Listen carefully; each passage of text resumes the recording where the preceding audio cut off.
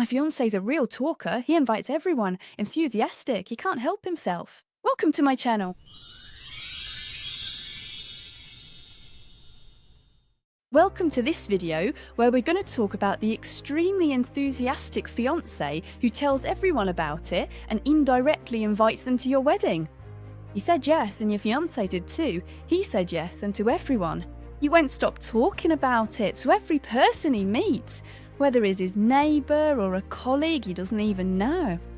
He's super enthusiastic and he's indirectly inviting everyone to your wedding.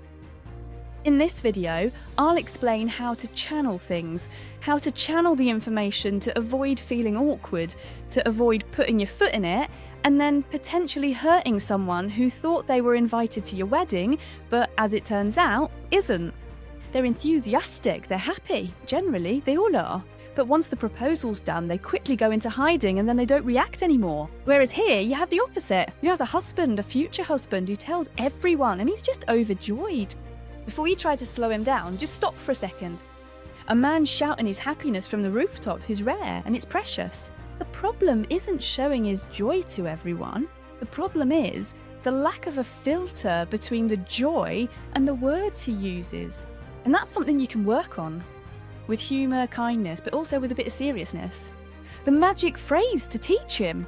Training, ladies. Yes, it's training, and you're gonna train in. Repeat after him, after me. And that's gradually gonna sink into your mind to the point that it'll eventually become an entirely natural and effortless phrase. He needs a ready-made, off-the-shelf formula for talking about your wedding. Example, the phrase to remember. This one, among many others of course, we're keeping it general. We're getting married in September this year. We're so happy. Wait, add this little bit. It'll be a small gathering and we're going to celebrate it properly. It's short, it stays joyful. He's been able to say it, to share it, but he's not automatically inviting that person to your wedding. It sets limits, it sets boundaries, and it channels things. If that person ends up on the guest list later, then all the better. They'll feel very special because they'll be part of your small gathering, even if it might be a big wedding. But there you go. That way it sets a clear framework for the announcement to within your circle. I've mentioned the guests, if it's someone who will be at your wedding.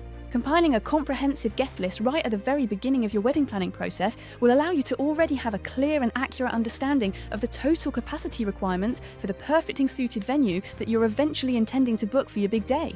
You can see that in Module 1, for example, in the theoretical part on how to start your wedding. And you'll see that in the common view, just a quick side note here, in the common view, the moment you choose your venue with the list, the guest list will allow you to make the booking, because some venues don't have the capacity to host 300 people if you want a big wedding, or have too large a capacity to host 15 people. That'll depend on your guest list. So I'll close the side note now to get back to the fact that the guest list, do it quickly and do it early. Then everything regarding the guest budget, that's to be seen.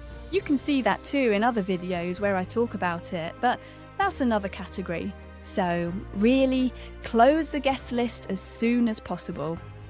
What you need to remember is that joy is a resource and not a hindrance.